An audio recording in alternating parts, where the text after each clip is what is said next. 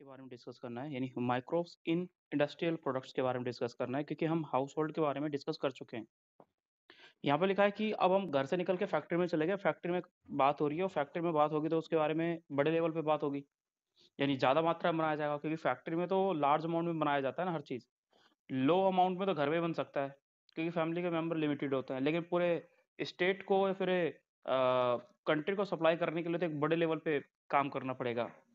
That's why industry होना ज़रूरी है। तो यहाँ पे इंडस्ट्रियल प्रोडक्ट के बारे में हम बात करेंगे, और इंडस्ट्रियल प्रोडक्ट में हम यहाँ पे जो बात करेंगे, हम 2 के बारे में बात करेंगे। एक तो अल्कोहल के बारे में, प्लस दूसरा एंटीबायोटिक के बारे में। इन दोनों के बारे में हम डिस्कस करना है।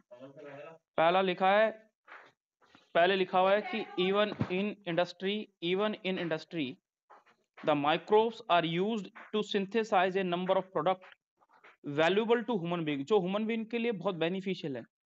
देखो, इंडस्ट्री में उन चीजों को बनाया जा रहा है जो हमारे लिए बहुत बेनिफिशियल है ना। सिंथेसाइज किया जा रहा है। सिंथेसाइज का मतलब क्या होता है? बनाना। आप जिन चीजों को बना रहे हो अपने लेवल पे, दीज आर कॉल्ड सिंथेसाइज, है ना। जैसे किसी ने किसी भी फैक्ट्री में जो जो भी चीज बन के आ रही है जो नेचुरल नहीं है, एक तो पेड़ पौधों से डायरेक्टली मिल रही है। पेड़ पौधों के अलावा जो भी चीज होती है मैक्सिमम, यानी जो माइक्रो ऑर्गेनिज्म है या फिर जो पेड़ पौधे, उनके अलावा जो भी चीज आप बना रहे हो वो सारा का सारा सिंथेसिस है, सिंथेसाइज किया हुआ है, बनाया हुआ है। अब हो रहा है बीवर्जेस। अब हमें इस पूरे टॉपिक के अंदर, इन टॉपिक के अंदर हमें ये 2 टॉपिक कवर करने हैं जो कि बहुत इंपॉर्टेंट है अपने आप में, क्योंकि इसमें लिखा है बीवर्जेस। बीवर्जेस में हम पढ़ेंगे जितने भी टाइप की अल्कोहलिक ड्रिंक्स होती हैं या फिर सॉफ्ट ड्रिंक्स होती हैं। तो मैक्सिमम जो हमें यहाँ पे पढ़ना है वो अल्कोहलिक ड्रिंक्स के बारे में पढ़ना है। इनमें होता क्या है कि बीवर्जेस मतलब जिनमें अल्कोहल मिला हो, चाहे कम मिला हो चाहे ज्यादा मिला हो, लेकिन मिला हुआ है। दूसरी, एंटीबायोटिक। अब एंटीबायोटिक किससे ऑब्टेन्ड होती है? चाहे प्लांट से ऑब्टेन्ड होती है, या फिर माइक्रो ऑर्गेनिज्म से ऑब्टेन्ड होती है। अब इसमें लिखा है कुछ एग्जाम्पल यहाँ पर हैं। Some example are the production of industrial scale require a growing microbes in a very large vessels। Large vessel मतलब बड़े बड़े कंटेनर में इन माइक्रो ऑर्गेनिज्म को ग्रो कराया जाएगा। उनको सर फर्मेंटर बोलते हैं। फर्मेंटर क्या है? पीछे जो डायग्राम बना हुआ है, दिस इज द फर्मेंटर। ये जो है ये फर्मेंटर है सर, ये सारे के सारे फर्मेंटर हैं, ये सारे के सारे। ये फर्मेंटर है, ये भी फर्मेंटर है। इनके अंदर क्या है? इन माइक्रोब्स को ग्रो कराया जाता है, इनकी संख्या बढ़ाई जाती है, फिर इनको आगे और यूज कर लिया जाता है। फर्मेंटर का मीन क्या होता है? किसी भी चीज को इन अब्सेंस ऑफ ऑक्सीजन में ब्रेक डाउन करना।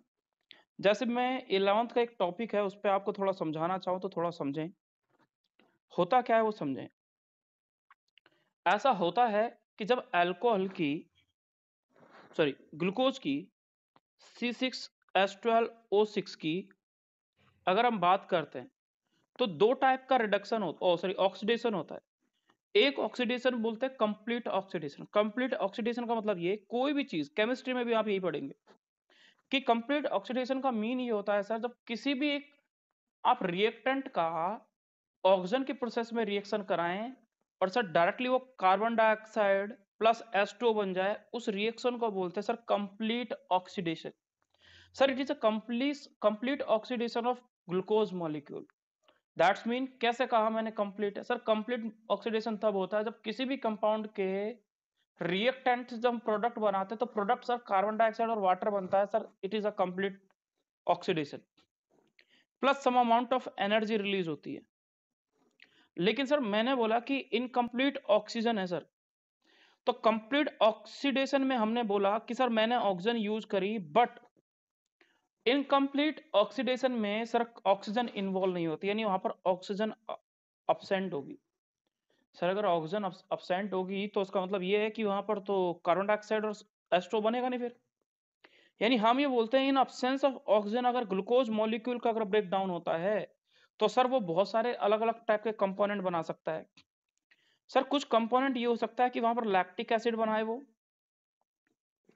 यानी एक रिएक्शन ऐसी भी होती है कि जिसमें अब्सेंस ऑफ ऑक्सीजन में ग्लूकोज मॉलिक्यूल जो होता है वो लैक्टिक एसिड बना देता है। दूसरी चीज सर वो इथेनॉल भी बना देता है, अल्कोहल, इथेनॉल। इथेनॉल को हम जो बेसिकली लिखते हैं C2H5OH, ये अल्कोहल इथेनॉल है। यानी हम ही बोलते हैं कि अलग अलग कंपाउंड में, या फिर हम ऐसे भी कह देते हैं कि सर पायरुविक एसिड का फॉर्मेशन हुआ, pyruvic acid. Sir in different type के जो कंपोनेंट है उनका फॉर्मेशन होता है। ये सर क्या है? ये सर हम बेसिकली ये पढ़ते हैं कि अगर मुझे मान लो अल्कोहल बनाना है, तो मैं इन absence of oxygen reaction proceed करा दूं, मेरे को अल्कोहल मिल जाएगा। मुझे अगर पायरुविक एसिड बनाना है तो इन अब्सेंस ऑफ ऑक्सीजन रिएक्शन करा दूं, मुझे पायरुविक एसिड मिल जाएगा। लैक्टिक एसिड बनाना है तो लैक्टिक एसिड ऐसे ही तो बनता है हमारी मसल्स में। होता क्या है कि कॉमनली जब हम एक्सरसाइज करते हैं तो हम एक्सरसाइज करते करते थक जाते हैं, क्योंकि हमारी बॉडी का पूरा ऑक्सीजन यूज हो गया। सर अब अगर ऑक्सीजन यूज हो गया, यानी हमने ये बोला कि हमारी मसल्स में अब ऑक्सीजन की कमी हो गई, तो अब क्या रह गया कि ऑक्सीजन की मसल, जब ऑक्सीजन कमी हो जाती है तो अब हमारी बॉडी में ग्लूकोज का ब्रेक डाउन होगा, तो इन एब्सेंस ऑफ ऑक्सीजन होना है। सर अगर एब्सेंस ऑफ ऑक्सीजन अगर हमारी बॉडी में होना है, तो ये ग्लूकोज का मॉलिक्यूल अब कार्बन डाइऑक्साइड और H2O तो नहीं बनाएगा, अब ये बना देगा लैक्टिक एसिड। ये लैक्टिक एसिड हमारी मसल्स में एक्यूमुलेट हो जाएगा, हमारे जॉइंट्स में एक्यूमुलेट हो जाएगा, फिर हमें पेन होना शुरू हो जाएगा, हम थक जाएंगे। तो सर ये बेसिकली हम पढ़ेंगे कि फर्मेंटर में क्या होता है। सर फर्मेंटर में एक प्रोसेस चल रही होती है इन अब्सेंस ऑफ ऑक्सीजन, ये वाली सर। और उस फर्मेंटर के अंदर क्या बन रहा होता है, इथेनॉल और मतलब इनका फर्मेंटेशन क्या था सर, इसी प्रोसेस को बोला जाता है, ये जो प्रोसेस पड़ी है इन तीनों के बनाने के प्रोसेस को बुलाता है फर्मेंटेशन। फर्मेंटेशन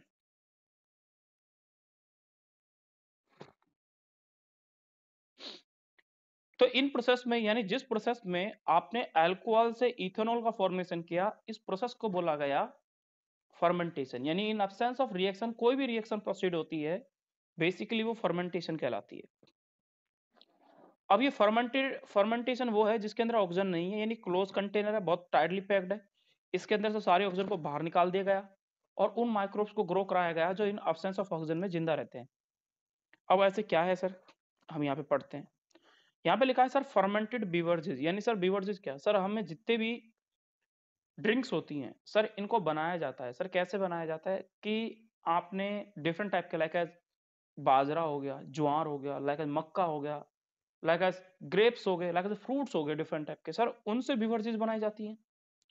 सर ये जितने भी माइक्रोब्स होते हैं, यानी जितने भी फ्रूट्स होते हैं, इनको क्या है क्लोज कंटेनर में डाल देते हैं, कुछ इनमें ईस्ट मिला देते हैं और उनको सड़ने के लिए पटक देते हैं कंटेनर के अंदर। बाद में इनसे जो भी चीज ऑब्टेंड होगा फिर उनको यूज किया जाएगा। देखते हैं क्या है इसमें बोला गया था, माइक्रोब्स स्पेशली ईस्ट। सर दुनिया का सबसे बेस्ट जीव है ये ईस्ट जो है, इसका यूज किया जाता है बहुत ब्रॉड लेवल पे, बहुत ही ज्यादा मात्रा में ब्रॉड लेवल पे हो रहा है। तो क्या क्या होगा, have been used from the time immemorial for the production of beverages like wine, beer, whiskey, brandy, उसी को हम बोलते हैं। सर इन चार चीजों को ऑब्टेन करने के लिए आपने ईस्ट का यूज किया। ये सारे सारे सर ड्रिंक्स हैं।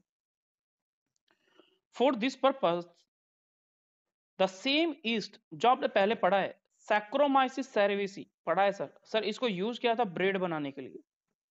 एंड कॉमनली इसको बोला जाता है ब्रेवर ईस्ट, क्योंकि इससे क्या बनाई जाती है, ईस्ट से ही क्या बनाई जाती है, ब्रेड ब्रेड बनाई जाती है।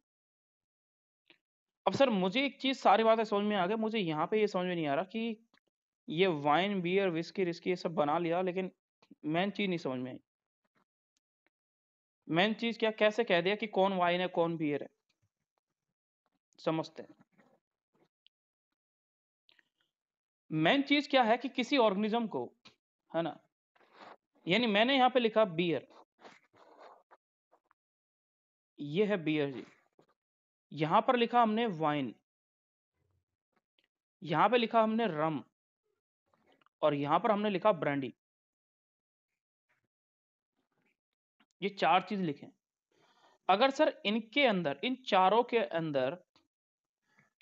अंदर सर अगर अल्कोहल का जो कंटेंट है, सर इन चारों के अंदर अगर इथेनॉल, यानी अल्कोहल मतलब C2H5OH, इसका परसेंटेज कितना है उसके ऊपर डिपेंड करता है। होने को तो सारे एक ही लिक्विड हैं, लेकिन इस इथेनॉल का अमाउंट कितना है वो उस पर डिपेंड करता है कि वो बियर है वाइन है, रम है या विस्की है। तो ऐसे बोला जाता है कि 4 से 8% अगर इथेनॉल मिला हो तो वो क्या कहलाती है, बियर कहलाती है। दूसरी चीज वाइन कहलाती है जिसमें 10 से 20% इथेनॉल मिला हो। विस्की, विस्की तो लिखा ही नहीं हमने, विस्की और लिखना है।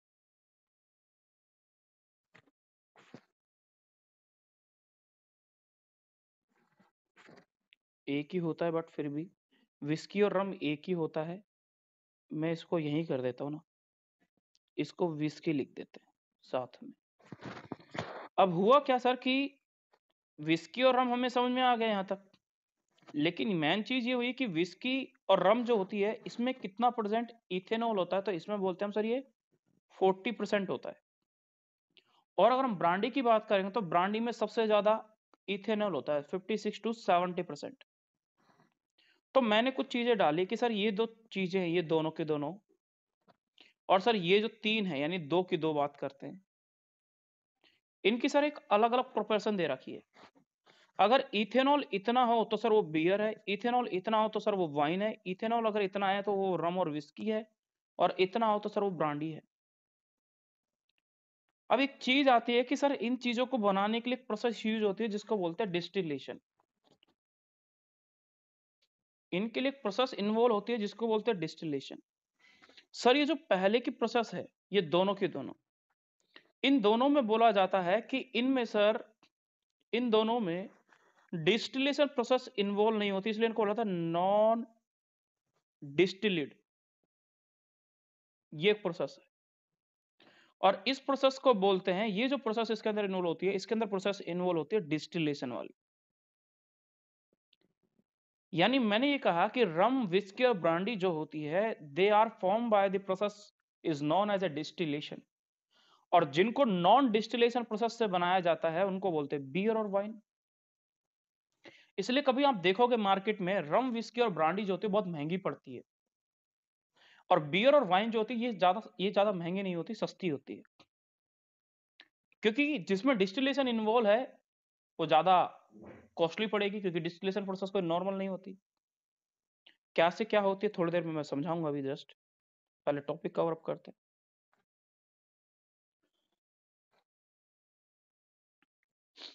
नाउ लिखा हुआ है is used for fermenting malted cereals. Malty मतलब गलाने के लिए, जो गले हुए है ना। सेल्स, सेल्स मतलब गेहूं, बाजरा, मक्का, ज्वार, जितने भी आप खाने में रोटी बनाने के लिए जो भी चीज यूज होते हैं वो सारे के सारे cereals. And some fruit juices to produce ethanol. Ethanol बनाने के लिए इनका यूज किया जाता है। Do you recollect the metabolic reaction विच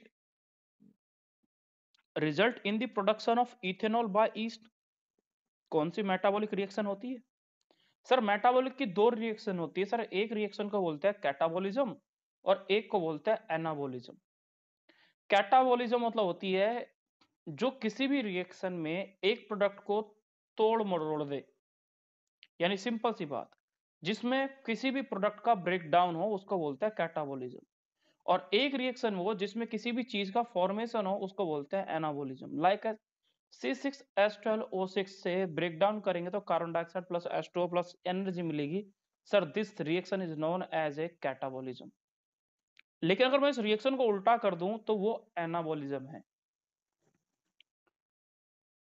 तो ईस्ट के अंदर फर्मेंटेशन प्रोसेस चलती है। तो ये जो पूरी इस कहानी का है वो फर्मेंटेशन है। Now depending on the type of the raw material, sir किस टाइप का रॉ मटेरियल आप यूज कर रहे हो for the fermentation and the type of processing, यानी किस टाइप की प्रोसेस यूज कर रहे हो, क्या उसमें डिस्टिलेशन प्रोसेस इन्वॉल्व है या वो विदाउट डिस्टिलेशन प्रोसेस है। तो लिखा हुआ different type of alcohol drinks are is obtained. Sir ये जो लाइनें लिखी ना यहाँ पर, ये लास्ट पैरे में, सर ये नीट का क्वेश्चन है, सबसे इंपॉर्टेंट लिखा है सर। वाइन और बियर जो होते हैं they are produce without distillation, जो हम थोड़ी देर पहले भी समझ चुके हैं। And whisky, brandy and rum are is produced by the distillation process. The fermentation broth, the fermented broth, broth का मतलब होता है लिक्विड, किसी भी लिक्विड को गलाना, फर्मेंटेड करना, सड़ाना। अब सर होता क्या है कि हम क्या करते हैं, जब अगर हमने अंगूर ले लिए, अंगूर को क्या करते हैं वो लोग पीस लेते हैं, एकदम कचुम्बर बना लेते हैं। वो बनाने के बाद उसको क्या किया जाता है, हीट किया जाता है हल्के हल्के अमाउंट में। एक तो ये है कि आप उसमें डिस्टिलेशन प्रोसेस इन्वॉल्व नहीं की गई, और एक आपने उसमें डिस्टिलेशन प्रोसेस इन्वॉल्व कर दी, तो उसको बोलते हैं फर्मेंटेड ब्रोथ। अब लिखा हुआ है the photograph of A fermentation plant is so is, यहाँ पे एक पूरा प्लांट दिखा रखा है, ये फर्मेंटेशन का पूरा एक फर्मेंटेड प्लांट दिखा रखा है। लेकिन सर हमें अभी भी फर्मेंटेशन की एक प्रोसेस है जिसका नाम है डिस्टिलेशन, वो नहीं समझ में आई, तो वो हम समझते हैं अभी।